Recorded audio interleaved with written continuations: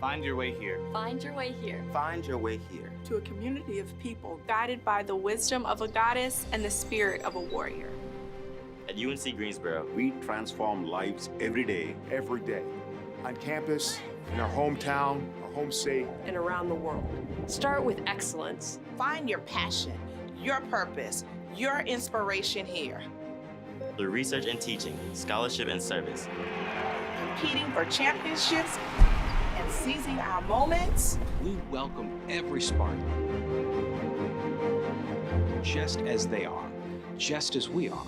Just as I am. I am. I am. We start with excellence. And after graduation, we excel, we achieve, we make an impact. Find your wow, your breakthrough, your aha moment, your pride, your story here. by being true to our core, we have earned the right to say, We are the best at what we do. We are. We are. We are UNC Greensboro. A national leader in a thriving city. Right here in the heart of North Carolina. Find your way. Find your way. Find your way here.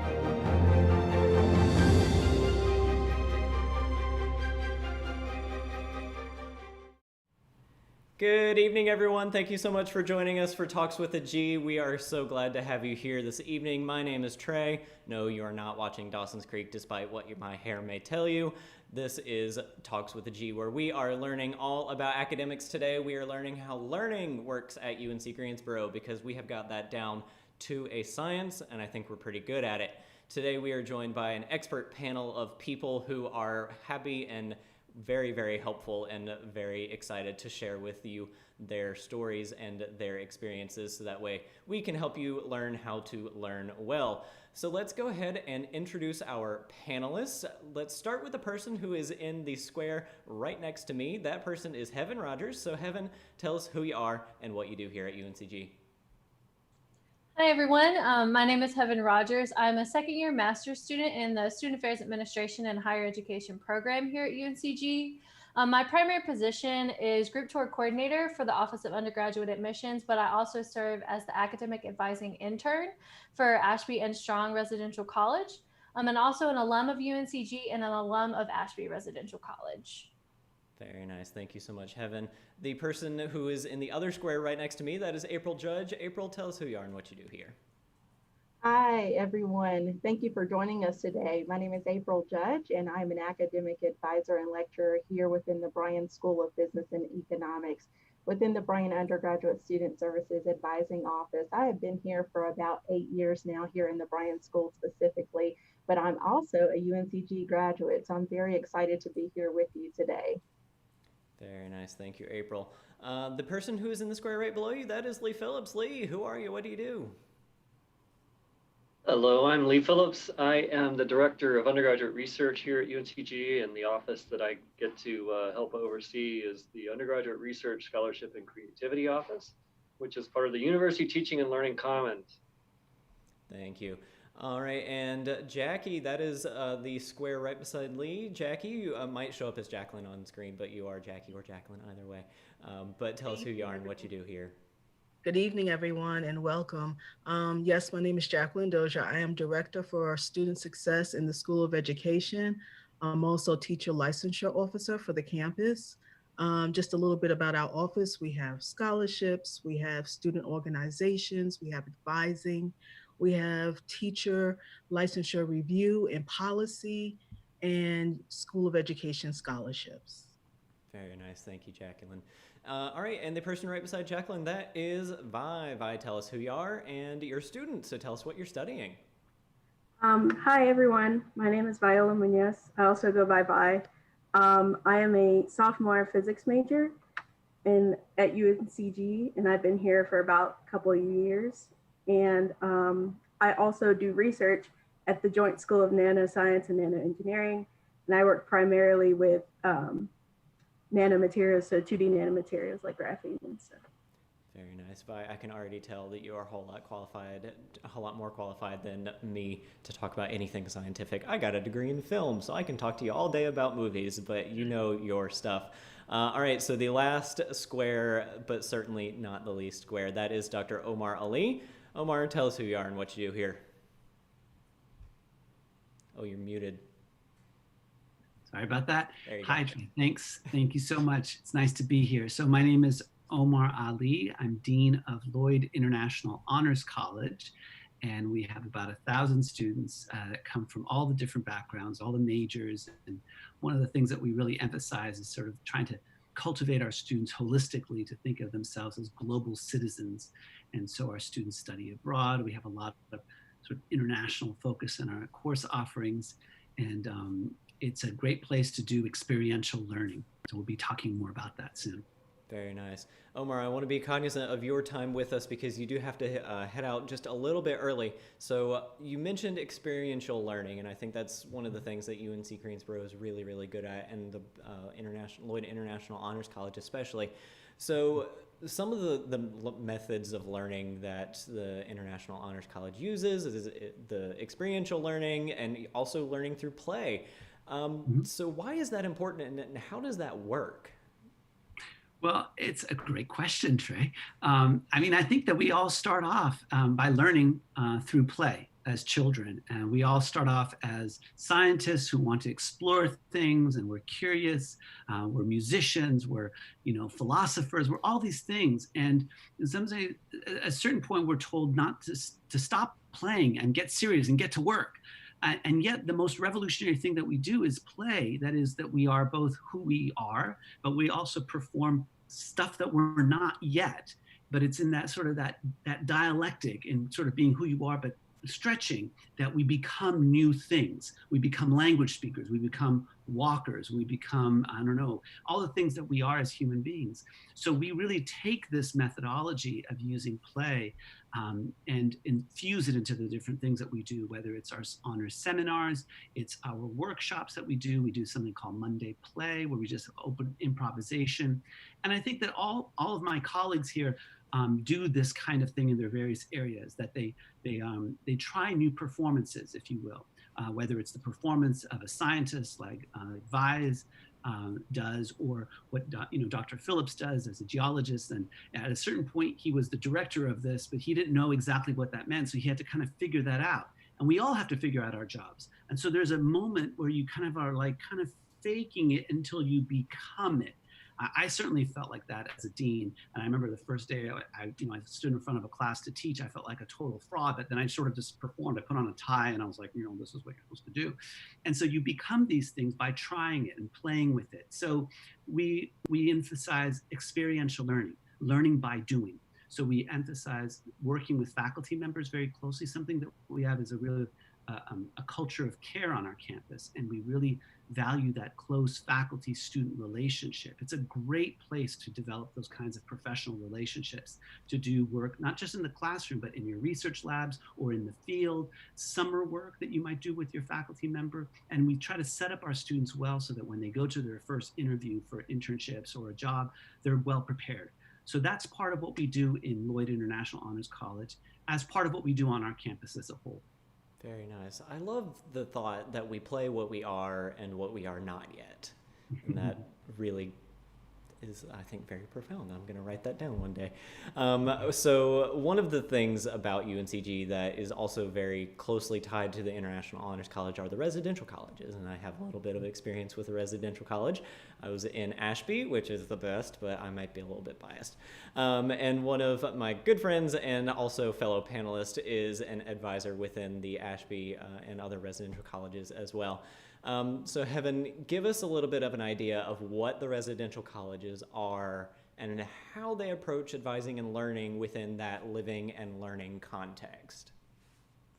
Yeah, so all of the residential colleges, I like to say they're a smaller college within the university. So as students, you get to connect with your peers and your professors on a more personal level with smaller course sizes that also fulfill general education requirements. Each residential college has a specific focus, and those focuses influence what kind of courses that you take in the general educations that you will take. As far as how it approaches like the living learning context, so you live in the residence halls and you take classes in the residence halls that you live in. So you have your peers on the same hall as you in the same classes, so you can apply what you've learned within those courses to your program, committee, project requirements, or the larger world around you. You have an opportunity to grow and learn together throughout your 2 or even 4 years with the residential colleges. Very nice. So Lee, you are also very closely connected with the residential colleges, because all students, like Heaven said, have the committee work that they do, and then they also have a capstone project that incorporates a project that they are passionate about or a topic that they are passionate about.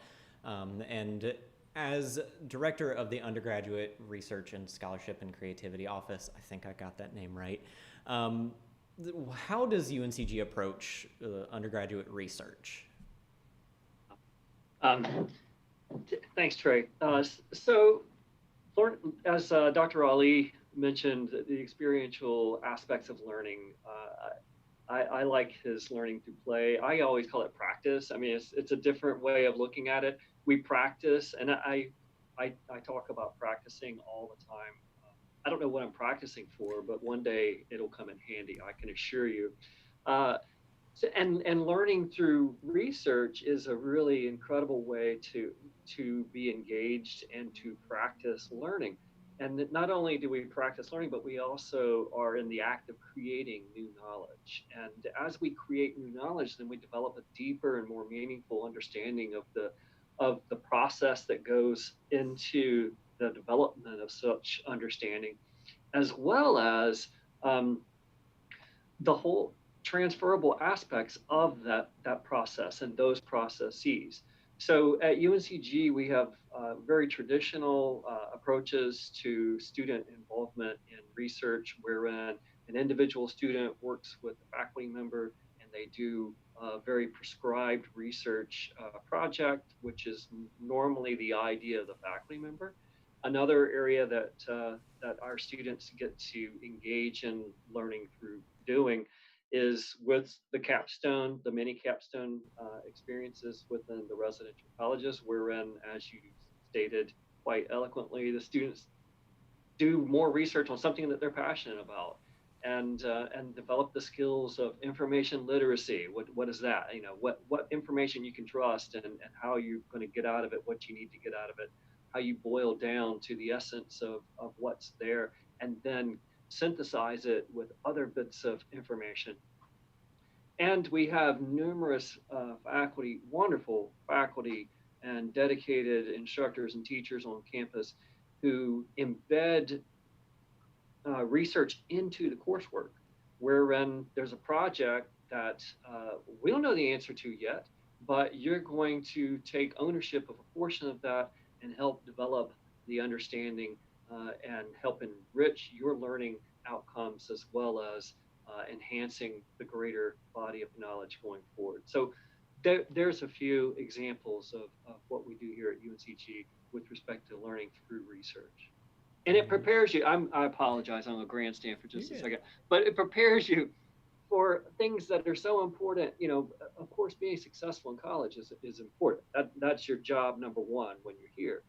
But more importantly, the skills that you develop through that process help prepare you to be successful after college. They are practice or playful ways through which you develop the skills to think critically, to synthesize information, to solve complicated problems, to answer or ask. I'm going to start with asking. Ask deeper questions, and then how do you answer them? And communication becomes oh so important. So to be able to communicate in a written fashion as well as in an oral fashion, so that you can help others understand what it is that you are intending to or doing. And these skill sets are highly valuable in life after college. In fact, that's what employers want from you. They don't really care so much about some of the other things. It's, can you think critically? Can you solve complicated problems? Can you communicate effectively? So you develop those skill sets, you're going to be good to go. Very nice. Thank you. one of the things that you mentioned is that we are always practicing. You know, you say a doctor is practicing medicine or a teacher is practicing education, I suppose. And Jacqueline, you are an advisor and also director of student services within our School of Education, which is a pretty well-known school of education around the country. So Jacqueline, how does UNCG prepare its education students for what we'd call the real world of teaching in the classroom? I'd have to tag along with what Omar and Lee had already mentioned. It's through practice, practice and more practice. And so students will find themselves in seminars, internships, and placements at a very early stage in their college career because the practice starts early, getting you to play with it, to practice it with other classmates before you go into the first internship, and then continually evaluating those students to give them feedback on how well their practice is doing.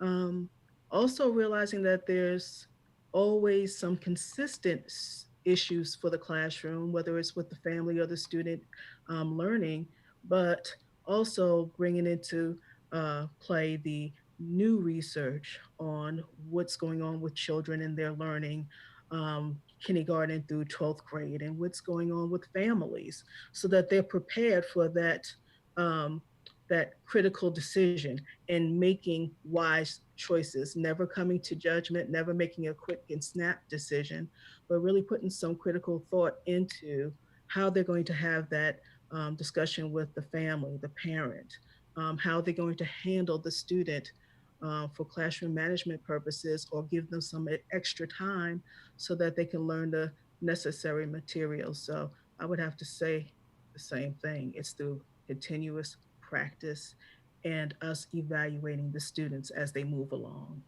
Very nice. A while ago, I was lucky enough to be able to take a class called Equity Education, and that changed my framing of the idea of what education is, because having been a student for a very long time and then getting into the world of education myself, I kind of had to rethink what a classroom is, and it is an area where you have a teacher who you think knows what they're doing, and for the most part they do, especially if they went to UNCG, but that's just a shameless plug here. But it made me rethink what the idea of equity is and how that is different from equality, and how justice and different aspects of the world are built into that. And I think our educators or our education students at UNCG have a really good grasp of that. And I think that they probably are going to make very, very good educators in the future. Would you agree? I would agree. And even though you met that or had that experience in a class, all of our courses for teacher preparation have diversity, inclusion, equity weaved into them because it's something that they have to always and consistently be mindful of. We prepare them for public schools. So they're going to meet a lot of different students at different levels and families as well. And it's not just that critical thinking and communication with the students and bringing them up to par or how to speak with the parents, but also your colleagues, how to have that conversation with principals, how to think and pose your questions and not be afraid to ask those questions for your principals or whoever your classroom teacher mentor may be for that first 1 to 3 years. That's another important thing that we include in our professional development before the students even go into their interviews or into their placements, student teaching placements. Very nice. It's all about being well prepared. And also one of our majors, couldn't think of that word. It's been a long day, y'all. One of our majors that prepares our students really, really well is any major within the Bryan School of Business. And April, as an advisor and as a lecturer within the Bryan School of Business, what is your approach to advising like, and how does you can answer that one first, and then I'll have a backup question after that. Yes, thank you. So within our Bryan Undergraduate Student Services, we do have a very personalized, individual, and developmental approach to advising our business students. And what that really consists of is we offer one-to-one advising, and we're there from the very beginning with students from orientation through graduation. So, I mean, that really means that we meet students right where they are, and they can expect that from us. We tend to provide a level of support whereby we can help students to really develop themselves autonomously, but also as active learners with a career focus. And so, we try to begin at the outset of students coming into our program, prepping them for the career readiness and the professional development that they would like to see in a career when they graduate. And so that's really our approach that we do from the very outset of them joining us here in the Bryan School. It's just engaging them in active learning, helping them to understand their degree requirements in a way that really guides them towards that career focus over the trajectory of their time with us here in the Bryan School to graduation. Very nice. We've always, throughout this stream, we've mentioned a couple of times the whole experiential learning. And the Bryan School does that in a really interesting way because they have the program called X Culture. And not having been a Bryan School student, I had no idea what this was until I heard Dean Mac Banks talk about it in a video one day. So give me a better understanding of what X Culture is and how that helps students learn. Oh, absolutely. So learning within the Bryan School really happens through a variety of hands-on experience, practical learning experiences, and as you all have mentioned, experiential learning opportunities as well. And that's guided by our faculty within the classroom nowadays, virtually and in person.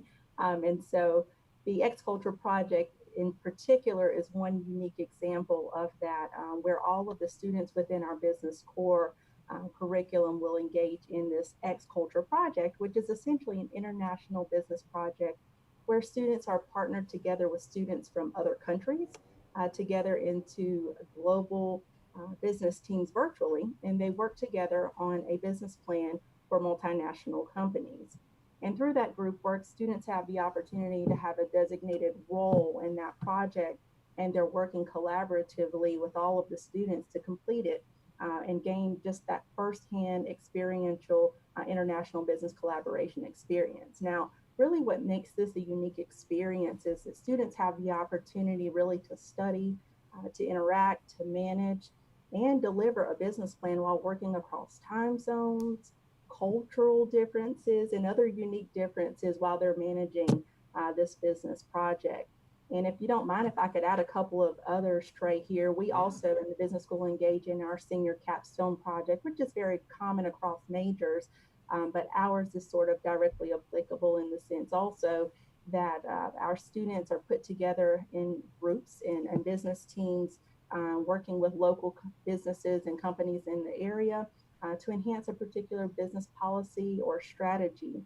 And so these students are given real world scenarios in business where they have to really begin to think strategically about their research and, conduct some strategical analyses to learn how to come upon effective strategic decision making and management decisions that have to be made within those companies as well. Just some other practical opportunities when we think about the variety and diversity of experiences that we offer.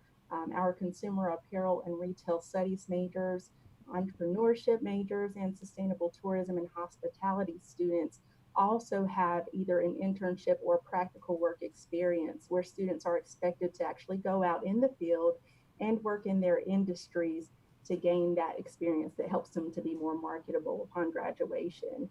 So, the learning really doesn't stop there. We also offer our Bryan Gold series, which is a hands-on career readiness program where students can kind of level up during their experience with other students, through professional development opportunities, where we have a lot of companies that actually come to visit with our students and talk with them and help to prepare them for leveraging internships and practical experiences and just their general learning experiences. So we really have a lot of ways that we offer learning to students at different levels in our business program as well, and we're there to support them the entire way from start to finish. Very nice. Trey, if I could jump in real quick, I have to come off, but I think building on what April is saying, what other colleagues here are saying, is that in some ways we offer a whole range of possible experiences, whether it's in the business school, whether it's in undergraduate research or in the residential colleges. we have a whole range of things. In some ways, it's like this all-you-can-eat buffet of things. The question is like what student interests are, but students aren't just the passive consumers of this stuff. We do put it on students to be the creators of their own education, because education has to be an active thing. And I think that's why experiential learning is so powerful, because you have to be engaged in the production of knowledge in order to really learn it. I mean, I always tell people the reason why I keep teaching is because I just love learning. It's the best way to learn. So I think that one of the things that we are looking for are students who want to provide that kind of, if you will, leadership, not just in terms of creating their own education, but also being supportive of others. People are developed in different ways, and they can support others in their own growth and development. So that sort of that culture of care extends to everyone. It's not just you're coming as a student as sort of the person who's going to be cared for. We're looking for you as a students to help us create that culture, because it's a mutually sort of beneficial thing for all of us. So you'll have to excuse me. It's been a pleasure to be part of this, and I hope that whoever's out there, you're listening to this, please come. Whatever you decide will be great. Thank you, Omar. I appreciate you being here, and we wish you luck on your evening tonight. I know you've got a busy schedule. Thanks for being here. Thank you. Take care. Bye-bye. All right, well, Vi, I have unintentionally not talked to you this whole evening, and I am so sorry, but your input, I think, is probably one of the inputs that we are going to have the most benefit from hearing, because you are a student and you are currently living everything that we are talking about. So I want to get an idea of some of the services and resources that you have used at UNCG. Have there been any? What has your experience been like? I have experienced a lot at UNCG. I have been here for a little over 2 years, and I feel like I've experienced just about everything on a bucket list type deal. So one of the most, well, I have a few notable resources that I use even to this day at UNCG. I'm a part of STAMPS, the scholarship, which is a scholarship given to people like minorities or low-income students who need funding to go to school. And it's been really helpful as far as, getting to school, but also it provides sort of like the middleman for getting into undergraduate research and finding things you want to do, job opportunities, all that good stuff. That, and besides the scholarship side, it has wonderful people, just like my major also, and other parts of the school. So even though I'm not a School of Education student or Bryan Business School, I have interacted with people under those fields and departments. And it's so easy to get close to people. It really is just one big happy family here at UNCG. And it's really just, it's nice to know, because I came from, I'm from Berkeley County, so very small area. Not a lot of people come out to big schools. A lot of people go into agriculture or just straight into just low income, not low income, but minimum wage jobs just to get by. And I was fortunate enough to get enough financial aid to go to UNCG, and I found that it was even more close-knit than I expected it to be. I was kind of nervous because there's just, it's a big school, lots of people everywhere. You kind of get the feel that it'll be like one of those big schools you always hear about, like State or UNC and stuff like that. But it's not. The people really do care. And there's just a lot of just helpfulness, really, with anything within reason, of course, but academic wise, even personally. Sometimes as students, we go through kind of a lot, not even academic related. I know I had some significant family and financial issues coming through school and stuff, but who doesn't, And it's just nice to know that the teachers care enough to care about you going through, even though, they have just as much on their plates, things like that. And one of the things I can really say is that even through my scholarship, I was able to get the research position that I'm in now. And while it was only supposed to be for one summer, I ended up asking my advisor, Dr. Tatiana Ignatova at the JSNN, which is a joint school between A&T and UNCG for nanoscience. And I just told her, I was like, hey, can I please just stay? And you can only ask. The worst case scenario is they say no, and she said yes. And I've been up there ever since. It's been almost a year and a half, and it's just I had to push myself to take those opportunities. And after experiencing that kind of thing, I push everyone I know, younger people not even at the G, people above me, upperclassmen. I push everyone to pursue. It may not even be related to what you're doing, but you can always find a connection. So I had no idea what nanoscience was before I joined the team. And now I know way too much about graphene. I could talk to people for hours about it. I've been to conferences, all that good stuff. I've had many different experiences. I've traveled, and it felt good, especially coming from such a small, secluded area where you just kind of feel sheltered. And coming here, experiencing that, making new friends, family even, it's just really nice. Yeah. So I took advantage of those resources, and I'm like probably the biggest advertisement for UNCG in general, but also for education research, just groups on campus, student organizations, things that help students. So like career services, ORS even, student affairs, all that good stuff. Yeah. Very nice. I can very much relate to coming from a small area, coming from the coast of North Carolina. We had one stoplight and everyone went to bed at 8 p.m. So I entirely understand where you're coming from, and I can absolutely relate. Lee, I think you might have had something to add there to us. Yeah, I really appreciate what Vi's just shared with you. I just want to re-emphasize one of the things that she danced around but didn't say explicitly. I'm going to say explicitly.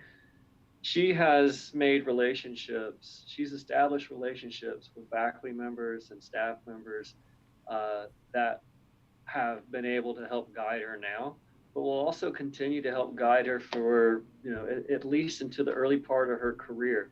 And that's one of the things that's really awesome about being involved and being engaged when you're in college, is because you make important connections with people who have the ability to write meaningful letters of reference and recommendation for you for programs while you're in school, but also after you graduate and you're moving on to the next phase of life, whatever that is for you. So it is really important when you come to the university to make those connections and to get involved. It might take you a little while to find your niche, but when you do, you're going to be really happy there. I can relate to that as well, because I don't know if anybody else on the panel knows this, but I actually had a job as an office assistant within the department that oversees Lee's office. And I had a job there for a semester, and I said, hey, can I come back next year? And my boss said yes, and now I have a panel of real smart people that I can talk to on a pretty frequent basis, and I appreciate all of y'all.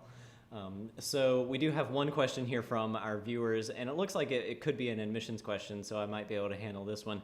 But it's from Abdul. What is going to happen with the SAT and ACT requirements next year? Do we have to submit them, or is it going to be optional because of COVID-19? That I think I can answer for us, because other than heaven, we are the admissions people. SAT and ACT requirements are waived for the 2021 school year. So for spring and fall of 2021, you do not have to submit your SAT or ACT scores to be considered for admission. If you want to submit those scores, if you have them, if you are able to take the tests and you do get scores back, you are certainly welcome to submit them. If you do submit them and they're not so great, they're not going to hurt you. If you do not submit them and you want to apply anyway, that is perfectly fine too. submitting your scores is never going to be a bad thing. Not submitting your scores is not going to be a bad thing either. We are changing the way we admit students this year. So we will be explaining how that admissions process works shortly, but you do not need to have your SAT or ACT scores in order to apply. So I want to ask Heaven to answer this next question for me, because we've got 3 different residential colleges, as you said. We are pretty knowledgeable in them because you're an advisor and also an alumni, and I'm also an alumni, so we know a little bit about them. What are the differences between the 3 residential colleges? And I think you did explain what a residential college is, right? Yes, I did. So the 3 different focuses of the residential college, so starting with Ashby, their focus is on contemporary media literacies and social justice. So like how you communicate through more contemporary forms of digital communication that may emerge, like images, sound, video that you see on the web every single day. And then strong focuses on sustainability and hands-on research. And then Grogan focuses on professionalism through project-based learning. Very nice. So again, with the project-based learning, we have the experiential learning aspect. Sadly, Omar had to leave us, so I can't ask him about the Honors College, but they work in a very similar way, and they have similar focuses as well. We've got one question online from Natalie. Are SAT or ACT scores going to be required for scholarship consideration? You know, I don't know the answer to that. I'm looking over here at my other producer, and we're shaking our head saying no, they're not going to be required for scholarship consideration. So it's only the essay portion that is going to be required if you want to be considered for merit-based scholarships. And Natalie, I am glad that you asked that question, because among us, Vi, you said that you got a STAMPS scholarship, and I think you kind of explained that in general. But if you are able to give us a bit of an idea of what financial aid is like at UNCG, of course, don't go into your own situation, but you can tell us kind of how the financial aid situation works at UNCG, so that way students are at least a little bit aware of it. Yeah, so without making too many references to my specific financial aid, the general idea I got from it, from learning how to deal with it myself, is that you from the government, I guess, you get like Pell Grants and stuff like that. That's normal. But as far as like if you are low income scholarships type deal where you apply to them, they get applied to your account. And there's also scholarships that you can get automatically just by being accepted into UNCG, like I think it's called UNC Spartans or something like that. And then there's another one for being in the UNC system altogether, and things like that. And while they're relatively small, they still do add up and they help a lot, especially if you wouldn't be able to pay for your education out of pocket. Like I know a lot of people at UNCG do. They're just, you see them, they pop up themselves. You accept them through, you would accept them through Genie. But as far as like applying to them, most of them you can get just by being a student. There are a lot of specific ones you can apply to. So I applied to STAMPS scholarship, which is it's a STEM scholarship for STEM majors, but also with other little requirements like people who are minorities, who come from low-income families, things like that. And besides financial aid, it also gives research opportunities, networking opportunities, and general learning and academic opportunities. And there are other scholarships like that I don't know of specifically, but I know that just about every major has about 5 or 10 scholarships that you can apply for, depending on the size of the major or the department. And so, yeah, I think. And yeah, Jacqueline, go ahead and say what you have to, because I'm sure our departments also have really good information about scholarships too. Yeah, we have scholarships that actually come from out of our office through the deans, from the dean's office through my office. And the other thing is, I used to, in another life, be a Title IV financial aid counselor. So that's why I was going to give a little bit more. Viola was, or Vi was very much on track. There's the merit based, the unmerit based, there's the need based and the non need based. There's the federal loans, there's the private loans, and then there's the donor based scholarships. Um, those are pretty much the categories. When she said based on income, that's what they call the need based. And for those, it could vary based on your level of need. It could go from 0 to 10. 0 meaning no need at all, 10 meaning you have the most need. So when you look at that, it could be a combination, not just your need. It could also be your GPA at UNCG or your high school GPA. Um, it is possible to get a combination of scholarships through the university, but that's just going to be based on your need and how much um, uh, your packages, your financial aid package, room and board, tuition, so on and so forth. I think a lot of students get surprised about what's available to them.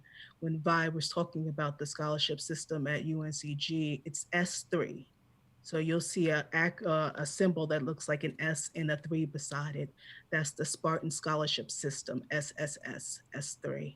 So we would really encourage you to apply for those, but also, as Trey mentioned, check with the departments within your professional school or your college, because some of those are not yet in S3 system.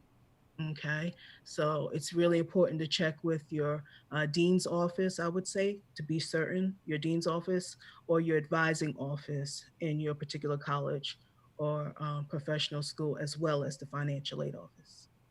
Very nice. April or Lee, any particular scholarships that poke out in your mind that your departments offer? The Bryan School has a lot of scholarship opportunities, and I would have to say ditto to what Jacqueline just said, and as well as what Vi just said. The biggest mistake I think we often see, even among our population of students, sometimes is that students just don't take the time to apply. There are so many funds that are available for students for a variety of reasons and needs and merit and so forth, and students just need to take the time to know that they need to apply and go after those opportunities. We have a lot of scholarships within the Bryan School. Really, of course, to go down the list would take some time. But we just want to encourage not only just business school students, but now that the Spartan scholarship system is available to students or financial aid, take the time to apply for that. It will definitely help you in your experience. Very nicely. You got anything? And yeah, absolutely. And so we have several scholarships and fellowships that come through the Undergraduate Research Scholarship and Creativity Office. I'm one of the directors of the STAMPS program, and I have known Vi since the first day she was on campus, I believe. It seems like just yesterday. And so we provide support through that program for about 15 to 20 incoming students each year, which include not only first-year students. We just got some additional funding for that, so we're going to be adding transfer students, community college transfer students to that as well. We have a big fellowship program through the National Institutes of Health. By the way, STAMPS is supported by the National Science Foundation. We've got another big program through the National Institutes of Health, which provides some pretty prestigious fellowships for students who want to go into a career in biomedical research, and the support that those students receive is probably on par with what I got when I was in graduate school, which was a lot of money back then. And so it's an incredible amount of money for undergraduates today. I won't go into the number details with you right now, but that's one that we help to oversee. And then we have several smaller scholarships that we provide each year. We provide about four to six scholarships each year for students who are engaged in applied research, and that can be in any discipline. It just has to be some research that's applied, and those scholarships range from about $1,000 a year to a couple of $1,000 a year, and those are the ones that come to mind right offhand. So the answer is yes, we do provide quite a bit of assistantships. And in my office, we have undergraduate research and creativity awards, which provide assistantships to students who are engaged in research with a faculty member. And those students can get up to $3,000 in an academic year as a stipend or a salary, if you prefer that word. We'll just say stipend to keep things simple here. And that helps to reduce the need to work elsewhere, we hope, and so that you can be involved in more engaged learning while you're doing some research. And let me just say that research, I bet you as I say the word research, a lot of you are thinking science. No, we have research in every discipline going on this campus. We have research in the Bryan School, we have research in the School of Education, we have research in the visual arts, we have research in the performing arts, and we have research in humanities and the social sciences, as well as the STEM, the science disciplines. If there's time later, maybe Trey, I'll just prompt you. Maybe you could ask as an example of something, but I'll stop there for now. Thank you very much. Trey, I have to put this plug in. I'm sorry, just in case School of Education people are listening. I did not mention our top 2 scholarships. I was so busy talking about scholarships in general. But the Teacher Ed Fellows Scholarship is our leading scholarship. It's not related to the state one, as you may know it as, but we have been lucky enough to have donors and friends of the School of Education who were able to carry over that gap from when the state-run teacher education program had ended. It never ended for the School of Education at UNCG. So we have the Teacher Education Fellows, and we have the Hagee Academy, which gives you additional experiential learning and opportunities for research as well. So if y'all are listening, School of Ed, I have said it. I love a good plug. Thank you, Jacqueline. We do have a question from Amber about transfer student scholarships. Yes, Amber, we absolutely do have transfer student scholarships. You just have to apply for them. Like everybody said, just apply. Alrighty, friends, we are getting down to the end of our time together. I think we have answered the questions that we have gotten from our viewers online. So let's go back through our panel and wrap up one more time. We'll start at the place where we ended the last time. So Lee, go for it. Tell us who you are and what you do here at UNCG and how you can help students. So again, I'm Lee Phillips. I'm the director of the Undergraduate Research Scholarship and Creativity Office. And we provide a lot of support for students and for faculty to help students learn through doing, to practice research and research across every discipline. And our goal is to help students find their own success and to own their knowledge and own their education in the most meaningful way. Very nice. All right, the person in the square right next to Lee, that is Jacqueline again. Jacqueline, tell us who you are and what you do here. You're muted. Jacqueline, you're muted. Hang on, I can unmute you. I was going on and on. There you go. Again, I'm Director for Student Success in the School of Education and Licensure Officer here on campus. The office, Student Success specifically, the School of Education, I would take you past the time limit. But for Student Success Office, we do academic advising, scholarships, we do internships, placements, licensure review and policy, recruitment, professional development, licensure training for EdTPA, which is an electronic portfolio. I also serve as director for the Hagee Academy. We do substitution requests for long-term substitutions with the school systems. And we also have oversight of the student organizations. And what we like to do is just keep students busy, keep them active, keep them engaged, whether it's through experiential learning or through the various things that I mentioned. And we also have one-on-one advising. So if you're interested in becoming a teacher or working with people who are deaf or hard of hearing or be an advocate for them, or maybe you just want to work with helping prevent cyber wars or something like that, we have information sciences, then School of Education is for you. Very nice. Thank you, Jacqueline. All right, in the square next to Jacqueline, that is Vi. So Vi, once again, tell us who you are and what you're studying here.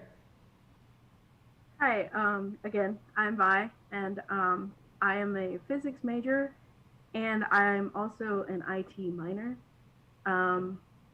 I do research at the Joint School of Nanoscience and Nanoengineering in a biophysics lab, and I work closely with 2D nanomaterials. And I forgot to mention, I am also under the Student Affairs Department. I work at the EUC Information Desk. I'm a facility manager at the Elliott University Center. So if there are any people trying to come to UNCG, I'll be one of the first people you'll probably see if you have any questions about anything on campus, things like that. Very nice. Thank you, Vi. I will most definitely be reaching out to you again because I have a project in mind that I think you might be perfect for. All right, so April, tell us who you are and what you do here at UNC Greensboro. You are also muted. Again, I am April Judge, and I'm an academic advisor and lecturer within the Bryan School of Business. Our office is Bryan Undergraduate Student Services, and again, we provide very personalized individual advising with a very developmental approach to working with our students at all levels. And so just to kind of highlight, that could be freshman students, that could be non-traditional students, just first year students, athletes. We do study abroad advising as well. So a whole host of advising services that we offer that also, like Jacqueline, includes, scholarships, study abroad, and a whole host of other military affiliated students as well. Don't want to leave any student body out there, but if you're interested in business, we are the place to be here at UNCG, and we will really meet you where you are. We want to partner with you in our journey. That's always our goal, is to really find out what's important to you in your personal, your professional, academic goals there. And we want to really help you achieve that here at UNCG. One of the things that I really love about our campus, as we've all said, and I've heard in previous talks, is that UNCG does have the culture of care. And that's one of the things I'm still proud of, being an alum of UNCG as well, is that we continue to offer that culture of care to our students. It becomes more of a sense of community and a sense of family here on our campus. And you can feel that if you ever have the opportunity to visit our campus. But if business is where you want to be, regardless of which major specifically, will help you figure that out. Feel free to join us, because we're definitely going to connect your academics with those more personalized learning opportunities, hands-on experiences, and connect you with industry to help you get to a career. Very nice. Thank you very much. All right, so let's hear from Heaven, and then we will wrap things up from there. So Heaven Rogers, tell us who you are and what you do here. Hi, again, my name is Heaven Rogers. I'm the second year graduate student here at UNC Greensboro. My primary roles are group tour coordinating for the undergraduate admissions office. So I reach out and coordinate with high school groups that want to virtually visit UNC Greensboro, as well as answer any admissions questions that these students have. And I also serve as the academic advising intern for Ashby and Strong Residential College, primarily working with students on one-on-one, trying to figure out where they want to go, what their major is going to be, what their aspirations are, what their 2 years at the residential college is going to look like, as well as after they graduate and, leave the residential college. Collaborate with other offices, as well as point you in the right direction for different resources that are on UNCG's campus that are applicable to you.